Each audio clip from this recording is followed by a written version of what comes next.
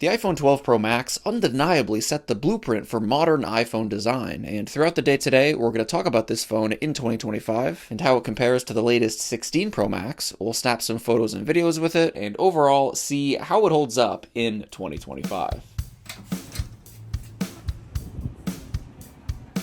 The design of the 12 Pro Max feels as cutting edge and current as ever, with the 6.7-inch display, the shiny stainless steel sides, and glass back with the triple lens camera array. This is largely the exact same design as the latest 16 Pro Max. The only noteworthy differences being that the side material has been changed to brushed titanium on the latest iPhones, and the screen on the 16 Pro Max is a bit larger at 6.9 inches with thinner bezels. In terms of the 12 Pro Max's display tech, we have an OLED panel with a pixel density of 458 pixels per inch, a peak brightness of 800 nits in typical situations, and a maximum 60 Hz display refresh rate. So unfortunately, the 12 Pro series iPhones were the last Pro iPhones to lack 120 Hz ProMotion displays, so scrolling and animations won't look quite as smooth as they do on the 13 Pro series iPhones and newer. Overall though, the display is quite good. It has great color accuracy and is almost the same size as the newest 16 Pro Max's display. We do have the notch area to house the front camera, speaker, and various sensors, as opposed to the admittedly sleeker looking dynamic island cutout to house these that the newer iPhones adopted. And even though the dynamic island has some nice live activity software integration included, you can access live activities on any iPhone like the 12 Pro Max here via the lock screen, so you're not really missing any functionality here. Other than the lack of the ProMotion 120 Hz refresh rate and the size and bezel difference, the only other noteworthy display difference between the 12 Pro Max and the latest 16 Pro Max are the brightness levels. The 16 Pro Max being able to reach a brighter 1000 nits as opposed to the 12 Pro Max's 800 nits in typical situations, and the 16 Pro Max being able to reach an even brighter 2000 nits when outdoors. And the 16 Pro Max is able to get dimmer than the 12 Pro Max, all the way down to 1 nit for when you're in the dark. But all in all, no huge display differences.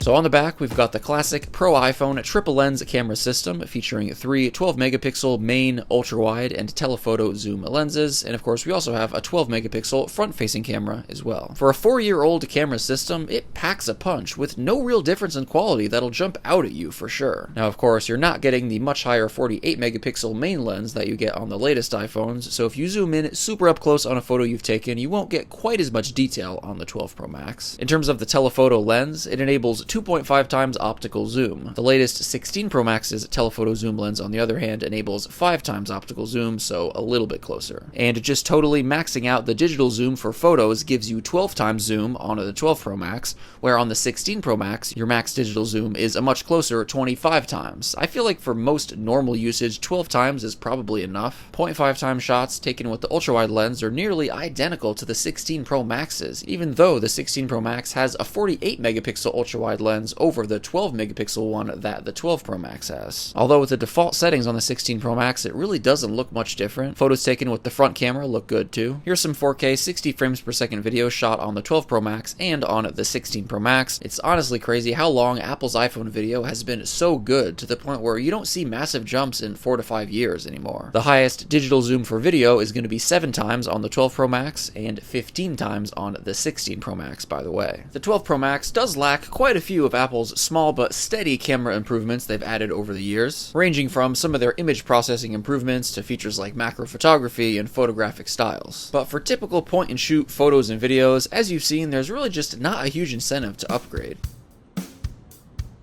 The 12 Pro Max is powered by the A14 chip with 6 gigs of RAM. It runs iOS 18 quite nicely. It's of course not going to be the most powerful iPhone out there, but it is certainly responsive and packs plenty of power with quite a lot of RAM too, which helps it along nicely. Based on Apple's track record as of late, you'll most likely get a minimum of 1 to 2 more years of major iOS update support on the 12 Pro Max. So it's likely in the back half of its lifespan for major iOS updates, it already being on its 5th major iOS version with iOS 18. But considering how well it still performs and the fact that it's got a good few more years of major iOS updates left in the tank, it's a solid iPhone to hold on to for a couple more years if you have one. However, I will say I don't recommend buying one used if you're in the market for a used iPhone. You could get them for around $400 on sites like eBay. However, considering you'll likely get, again, 1 to 2 more years of major iOS update support, I think it's totally worth dropping an extra $50 to $60 to get a 13 Pro Max used instead for around $450-ish in the used market, as you'll not only get an iPhone with the newer A15 chip that'll get at least 2 to 3 more years of major iOS update support, but also has noteworthy improvements like a ProMotion 120Hz display refresh rate, a smaller notch, and a bigger battery. That's not at all to say the 12 Pro Max is anything short of a great experience. It's just if you're going to invest money in a used iPhone around this price point, I think it's worth going for the 13 Pro Max instead.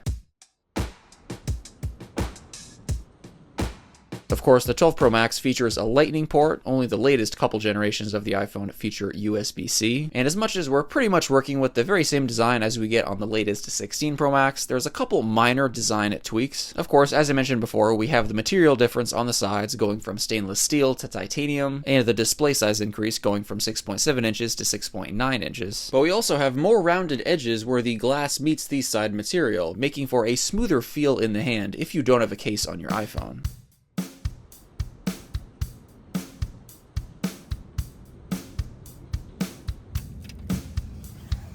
The 12 Pro Max features a 3,687 mAh battery capacity, which provides solidly average battery performance. It's not great, but not bad either. At the time of this phone's launch, people were a bit upset since the previous generation 11 Pro Max had a larger battery capacity of 3,969 mAh. Even though Apple rated the battery performance to be the same with the 12 Pro Max, many people didn't have that experience with their usage. So battery performance has never been one of the 12 Pro Max's strongest traits, but again, it's solidly okay. As always though, battery performance varies quite a bit from device to device, depending on how many charge cycles the device has been put through. So as I always say, if you're going to buy any used iPhone, make sure it has a minimum of 85% battery health capacity, as any iPhone with a lower battery health than that will have noticeably worse battery performance than it did when it was new. So all things considered, the 12 Pro Max still provides a solid experience in 2025. It being the device that brought about the current iPhone style design, in combination with the fact that its internals and specs have also held up quite well, it still looks, feels, and functions wonderfully. My only word of caution with this device in 2025 is I wouldn't recommend investing money in it right now in the used market, because as I mentioned earlier, for an extra $50 to $60, you could get the 13 Pro Max used, which will get you a more future-proofed iPhone that'll last you a little bit longer and just feel a little bit more modern. But if you're using one right now, it's great and will continue to get the latest iOS updates for at least a couple more years. Let me know your thoughts on the 12 Pro Max in 2025 in the comments down below. Thank you all so much for watching, and of course, as always, I'll catch you in the next one.